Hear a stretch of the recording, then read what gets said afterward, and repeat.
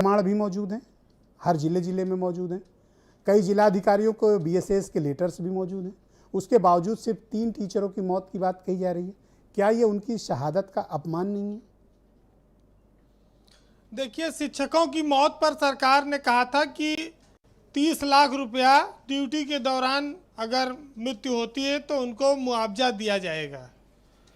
ऐसा लगता है कि सरकार के अफसरों की नीयत में बेईमानी आ गई है कि वो अपने कर्मचारियों की मरने पर उनके परिजनों का जो वाजिब हक है वो भी नहीं देना चाहते। अच्छा, सरकार ये बात अगर समझ जाए कि अफसर कर्मचारियों की नज़र में सरकार को खलनायक बनाते जा रहे हैं, 1-2 अफसर नहीं, कर्मचारी तो लाखों की संख्या में 15 लाख से ज़्यादा कर्मचारी हैं। अब ये कह रहे हैं कि अगर ऑन द स्पॉट मरो तब मुआवजा है, यानी कि या तो मतदान वाले दिन मर गए होते या मतगणना वाले दिन। इसके बाद अगर आप बीमारी लेके आके घर में मर गए तो फिर इनके लिए कोई मुआवजा नहीं है। ये कितना असंवेदनशील बयान है। और देखिए, ये जो मंत्री का बयान आया है ये उस नज़रिए को दर्शाता है कि ये वो लोग हैं जो गीता पर हाथ रखकर सच्चाई की कसम खाते हैं लेकिन बोलते झूठ हैं। जब ये विपक्ष में रहते हैं तो इनको सरकार की बहुत बड़ी बड़ी कमियां दिखती है और तब ये कोई आलोचना करने का अवसर नहीं चूकते। लेकिन आज इनको जो महिलाएं विधवा हो गई हैं, जो बच्चे अनाथ हो गए हैं, उनके रोने की, उनकी सिसकियां इनको नहीं सुनाई पड़ती। इनको आप देखो, सब बोलो ना, अगर बोल दोगे तो ये राजनीति कर रहे हैं विपक्ष वाले। तो ये लोकतंत्र की नई परिभाषा और नई व्यवस्था चाहते हैं कि हमारे खिलाफ न बोलो क्योंकि हम ही सरकार हैं। ये इस तरह की बातों को लेकर उत्तर प्रदेश में जो माहौल बना है और जिस तरह से मजाक बनाया जा रहा है मौत को लेकर, अब आदमी को डेथ सर्टिफिकेट के लिए नाक रगड़नी पड़ रही है। मृत्यु कैसे हुई ये साबित करने के लिए परिजनों को, जिनके घर में अभी मातम चल रहा है, उनके साथ ये क्रूर मजाक है। लेकिन अब भाई सरकार ने मान लिया है कि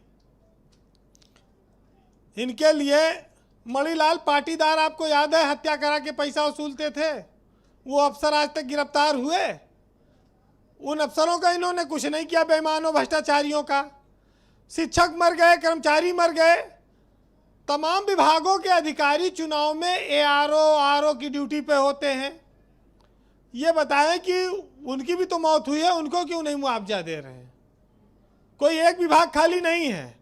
लेकिन इनको खाली ये कोसना है कि भाई कांग्रेस न बोले, आम आदमी पार्टी न बोले और समाजवादी पार्टी न बोले, अखिलेश यादव न बोले। ये बोलेंगे तो ये खाली अतीत बताएंगे। हमारी जो जिम्मेदारी है सरकार की वो निभाना है। उसमें आप अगर नाकाम हो रहे हैं, लोगों को दवा इलाज नहीं मिल रहा है, तो फिर हमारे समाज में एक नई व्यवस्था चल रही है।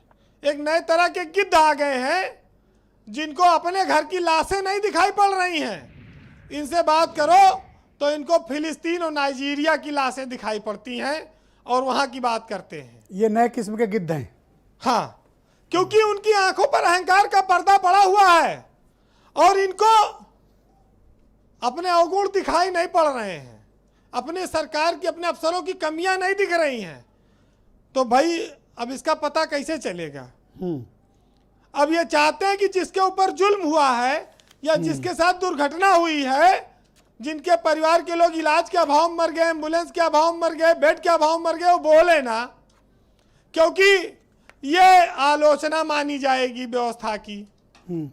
तो भाई आदमी क्या मुर्गा है कि एक एक का लाए के काटते रहो, बाकी सब दाना चुगते रहे? बोले ना, अपनी अपनी बारी की इंतजार करें। भाई इंसान में देखने, समझने और बोलने की क्षमता है। लेकिन हम तो एक बात कहेंगे कि हम लोग भारत और उत्तर प्रदेश जैसे जो देश हैं, राज्य हैं, संवेदनशील लोग, परिवार नामक संस्था है। माँ बाप, भाई बहन, सब रिश्तों का बड़ा महत्व है। एक दुखी होता है तो सबको दर्द होता है, पूरा परिवार डिस्टर्ब होता है। सरकारें लोकतंत्र में कल्याणकारी राज्य के नाम पर आती हैं, लेकिन इतना ज़्यादा वो कैसे कठोर हो सकती हैं कि उन्हें अपने जनता के दुख दर्द से मतलब न रह जाए। चलिए खैर जी, लेकिन इतना ज़रूर कहूँगा कि जिस हिम्मत के साथ आप इन मुद्दों को लेकर आते हैं, एक साहित्यकार ने लिखा है कि कभी तो नूर फैलेगा तेरे कागज से दुनिया में, और लिखे जा जब तलक तेरे कलम में रोशनाई है। वाह। तो आपने हिम्मत से अगर चीजें रखी हैं तो आज नहीं तो कल ये मौसम बदलेगा और इस अहंकार को जवाब मिलेगा। देखिए, जिनके घर में कमाने वाले लोग चले गए, जिनके बच्चे अनाथ हो गए, उनके आंसू पोंछने कोई जा नहीं रहा है, तो वो टीवी पे कैमरे पे क्या बोल पाएंगे? उनके दर्द की कोई था नहीं ले सकता। उनका जीवन तो रात दिन अंधेरा है। वो मुस्कुराए या बोले कैसे? न कमाने वाला रहा, जो घर का जो पालने वाला था, जो घर को दिशा दे सकता था, चला गया। माँ बाप बैठे हैं, बच्चे मर गए, चले गए, परिवार उजड़ गया, दुनिया उजड़ गई। जिनके जाने का वक्त था वो नहीं गए, जो नौजवान थे वो हमारे बिछड़ गए। लेकिन भाई सरकार के अफसरों की बाजीगरी चल रही है। पर मैं आपको और आपके सभी संवाददाताओं को धन्यवाद देना चाहूंगा कि गांव तक पहली बार टीवी का कैमरा तो आपने पहुंचाया। आपने उस गरीब आदमी की, जो छप्पर के मकान में रहते हैं, जिनके घर की दीवार मिट्टी की है, पक्की नहीं है, उन लोगों की आवाज़ उनको टीवी पर लाए, उनका दर्द लोगों के सामने आया और उत्तर प्रदेश के लोग इसको देख रहे हैं, सिर्फ इसलिए कि शायद उनका कुछ भला हो जाए, शायद सरकार के अधिकारी उन गांवों में पहुंचे, उन लोगों तक पहुंचे और उनके लिए कुछ मदद करें। जी। हमारे आपके जीवन में तो बहुत सारी चीज़ें आती और जाती रहेंगी, लेकिन उनके पास तो उनके वही अपने लोग थे, वो भी चले गए, तो अब उनके जीवन में अंधेरे के अलावा कुछ बचे नहीं भाई। ना उनके पक्का मकान है, ना कार है, ना बैंक बैलेंस है, ना कोई मदद करने वाला है। कैसे जिएंगे? बहुत भावुक बात। बहरहाल जी, हमारे देश में जो मौसम चल रहा है, एक साहित्यकार ने लिखा है कि मौत के सहवास का मौसम है मेरे देश में, क्योंकि ये भयावहता, ये जो कोरोना के चलते मौत हुई हैं, ये वही दर्शाती हैं।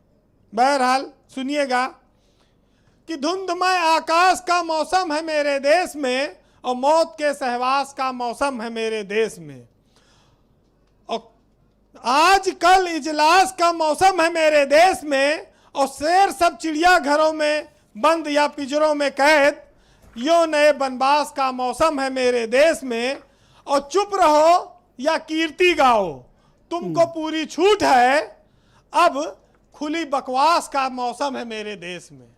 बहुत बहुत शुक्रिया वीरेंद्र जी, बहुत बहुत धन्यवाद आपका, बहुत शुक्रिया। डॉक्टर दिनेश चंद्र शर्मा जी, मैं आपसे जानना चाहता हूं कि बेसिक शिक्षा मंत्री का ये दावा है कि आपका दावा झूठा है,